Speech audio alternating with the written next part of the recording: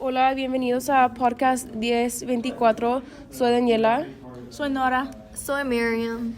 Today we're going to be talking about Selena Quintanilla, and she was a huge Tejano music for her songs como La Flor, Bidi Bidi Bom Bom, and Dreaming of You. Okay, vamos a hablar de su historia. So Selena was born in Lake Jackson, Texas, actually, in 1971. Her father was a music producer and songwriter, which kind of started her all off. Her mom, we don't really know a lot about her backstory, but we know her dad was born in Texas as well, and her mom maybe Texas or maybe Mexico, but I'm not really sure. Also, her family had a restaurant, but they went bankrupt and the restaurant closed, so that was kind of interestingly how their band, Selena y Los Dinos, kind of started off. Selena was 10 years old. Damn, that's young. Yeah, I know. She was 10 years old, and she kind of, helped the family survive. Like, her and her siblings, in this band, they played, little churches, weddings, and everything. To survive, but they often got turned down because she was a woman, and Tejano music was a really male-dominated field, and also because they were so young. So it was kind of a rocky start for them. But what else? Yeah, she didn't actually know Spanish when she started singing these Tejano songs. What? Really? Yeah, she learned phonetically. Her dad taught her, while they were on the road, how to just pronounce all the words, but she didn't even know what it meant. So it took her a long time to learn.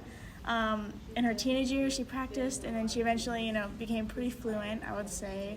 Still, making errors here and there. But, yeah, so that's pretty much how she grew up. A lot of struggle, but she worked her way up. Yeah, and then do y'all want to talk about kind of her introduction into fame and how that all blew up for her? I feel like she blew up out of nowhere and she started really young, but I know that there was a music producer named Jose Rejar who just happened to open the Latin division of EMI Records, I think, something like that. I don't know. And he watched Selena perform at the 1989 Tejano Music Awards, and after that he was just what's the word, entranced. Yeah, he just loved her. He loved her. He knew she was gonna be famous. He knew she was gonna be someone. So then I think I read somewhere that he signed Selena as a solo artist to the EMI label, and then I'm pretty sure she released her album that same year. How old is she? I think she was 18. Yeah. I think. That's still so young. She was really little. She was my age. That's crazy. Yeah. I could never. And she had I think 7 or 8 hit songs on the #1 Billboard Hot Latin Songs charts. And I know that some of her really famous songs are No Me Queda Más, Fotos y Recuerdos, Bidi Bidi Bom Bom, and Amor Prohibido. And I think those were her really famous songs, but I know she also had Dreaming of You, which was also super famous, and I'm pretty sure she speaks both English and Spanish in that song. Yeah, I heard that she did some English crossovers to kind of get her audience, because she had a lot of audience in Mexico, but I know she wanted more of an American audience, so I think that's why she did those crossovers. And I know that her song Baila Esta Cumbia is really famous, and La Carcacha and El Chico del Apartamento 512 and I Could Fall in Love and Siempre Hace Frío are also really famous songs. Those are my favorite songs by her. And I don't know, I feel those are the songs that she's most known for. And I'm not sure if this is true, but I'm pretty sure my mom had mentioned that she won the Best Female Vocalist once at the Tejano Music Awards. I'm not that sure. But it's really sad how she died. Yeah, but in order to talk about her death, you have to bring up Yolanda Saldivar, I think that's her last name, which she actually killed Selena, and she is actually able to be released on parole in March of 2025, so that's really soon. I know there's a lot of people on social media saying they're coming for her when she gets out, so we'll see about that. But yeah, so Yolanda was actually a big Selena fan, and then she turned into the manager of the Selena fan club. Yeah, she was really obsessed.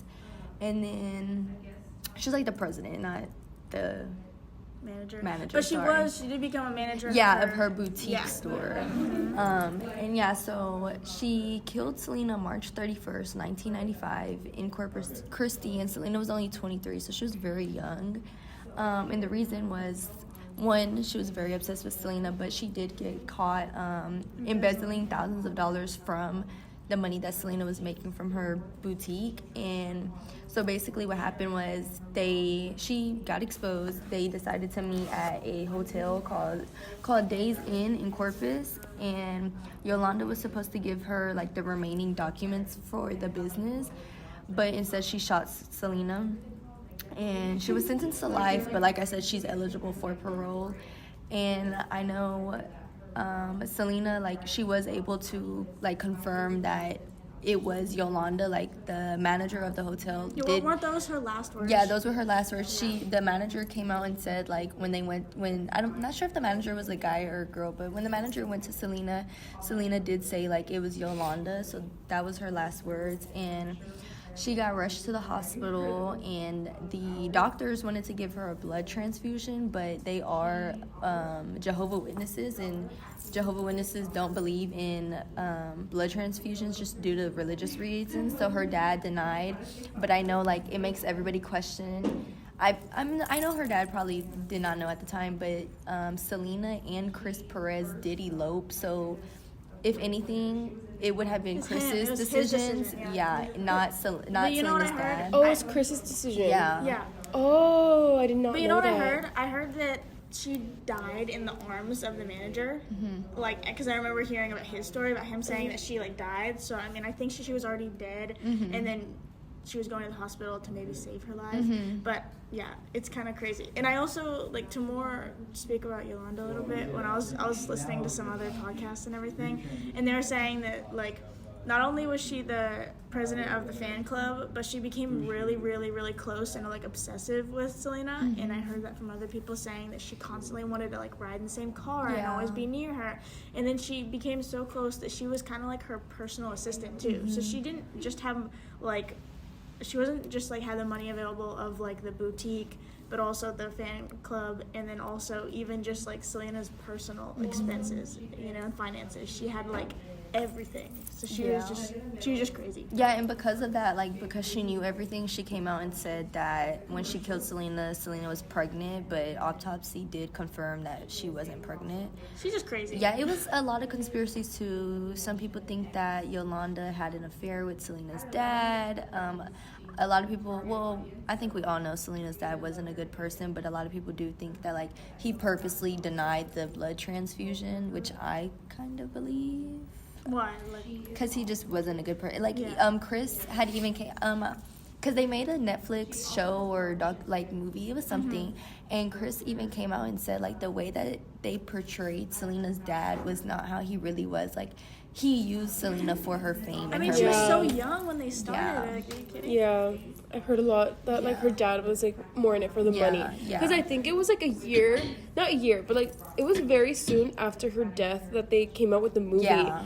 And, he was, like, profiting off her. It was, like, 97, I think. Yeah. She died in 95. And same with the Netflix show. Like, he was profiting off her. They were quick with it. Yeah. And, I don't know, it's, like, really shady to me. And her dad also didn't like Chris. Yeah. So. Okay, I know that's all sad, but let's get back into her influence. I think she had a huge influence on the Hispanic community. I mean, think about the fact that she was kind of, as we call nowadays, a no sabo kid, but she pushed through that, and then she actually learned. And I feel like that's really inspirational to kids that maybe feel like it's too late for them. Maybe they never learned at home, and they feel like, you know, kind of disappointed maybe in their family, but in themselves as well. And I feel like she's an inspiration, obviously with her music, but also showing that you can be a no-sabo kid your whole life, but then you can learn, and then you can represent your culture, you know, your heritage and everything. I think that's awesome. And then also her influence, like, as a celebrity, she just impacted the community so much. She always gave back. She was a spokesperson for so many charities, so many nonprofits. She went and talked to kids about, you know, staying in school and how important that is. And then she broke so many barriers in the traditional Tejano music industry that's traditionally male-dominated. And older older gentlemen normally. So she really pushed through as a young woman, inspirational. The genre includes like cumbia, rock, pop, and disco, so she kind of brought that into popularity because it was not really like a mainstream genre as well. And then, she really embraced her Mexican heritage. Like, she grew up in Texas. She didn't grow up in Mexico, but she pushed as a Mexican American, and I feel like that really resonated with a lot of people. What do y'all think about that?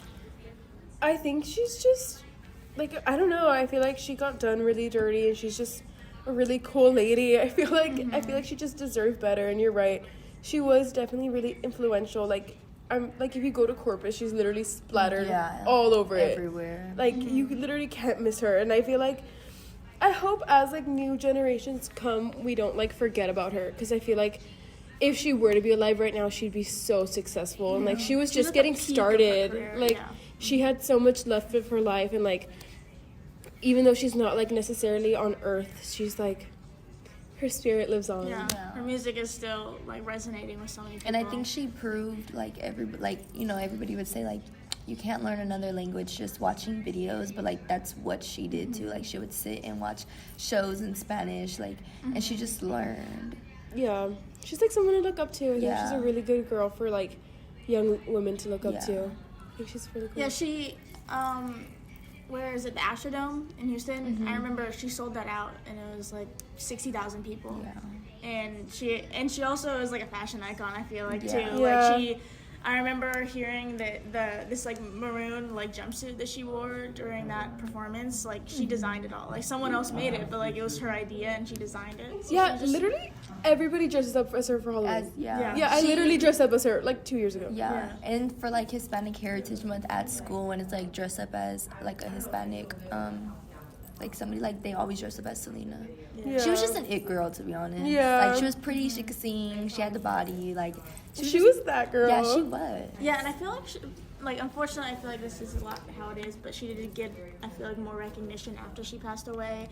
I mean, we do live in Texas, so I feel like a lot of, like, Hispanics in Texas knew about her, but honestly, like, not a lot of people, I feel like, in the United States, a lot of white people really knew about her, but after she passed away and then her music really got, like, pushed, I feel like it kind of resonated with a lot more people. So this whole podcast was for our Spanish heritage class. Yeah. We're doing a project. We're doing this podcast to talk about influential Latino Americans that were born in the United States. So we picked Selena. Like, obviously she's really huge and everything, but I feel like her story needs to be told. There's not enough, documentaries, there's not enough, like, podcast information about her life. I feel like she deserves more, so we're just kind of contributing to that because she did make an impact on a lot of us, so we just wanted to tell y'all. Yeah, okay. Thank you for listening. Thank you.